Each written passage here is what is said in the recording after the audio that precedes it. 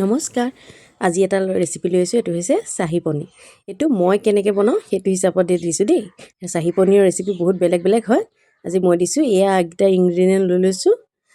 প্ৰথমতে চাহী পনীৰৰ কাৰণে পিঁয়াজখিনি মই অকণমান মানে এনেকৈ গোটা গোটাকৈ লৈ ভাজি লৈছোঁ।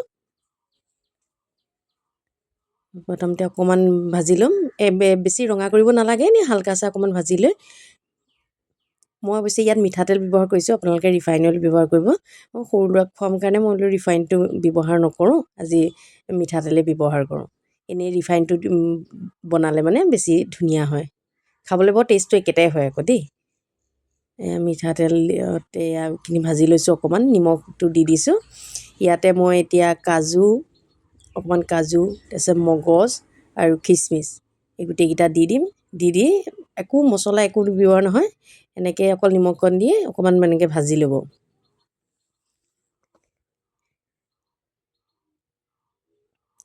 হালকাছে ভাজি ল'ব, একদম কম ল' ফ্লেমতে ভাজি লৈ এইখিনি যেতিয়া অলপ এনেকৈ অকণমান কোমল হৈ যায় তেতিয়া এইখিনি আঁতৰাই লৈ পিচি ল'ব। এতিয়া এটা বাতিতে মই অকণমান জিৰা গুড়ি, ঘৰতে খুন্দা জিৰা গুড়ি, আপোনালোকে ধনিয়া গুড়ি দি ল'ব পাৰে। কাশ্মীৰী ৰেড চিলি দিওঁ বুলিও দিব পাৰে, মই নাই দিয়া। তাৰপিছত অকণমান দৈ দি দিছোঁ। দৈটোৱে কালাৰটো ধুনীয়া কৰে, টেক্সচাৰটো ভাল কৰে।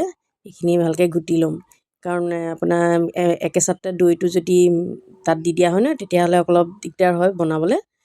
এনেকৈ প্ৰথমতে গুলি ল'ব। তাৰপিছত এইখিনি প্ৰথমতে আপোনাৰ পিঁয়াজৰ পেষ্টখিনি মিঠাতেলতে দি লৈ অকণমান ভাজি ল'ব। একদম ল' ফ্লেমত ভাজিব, নহ'লে ধৰি যাব। ভালদৰে ভাজি ল'ব।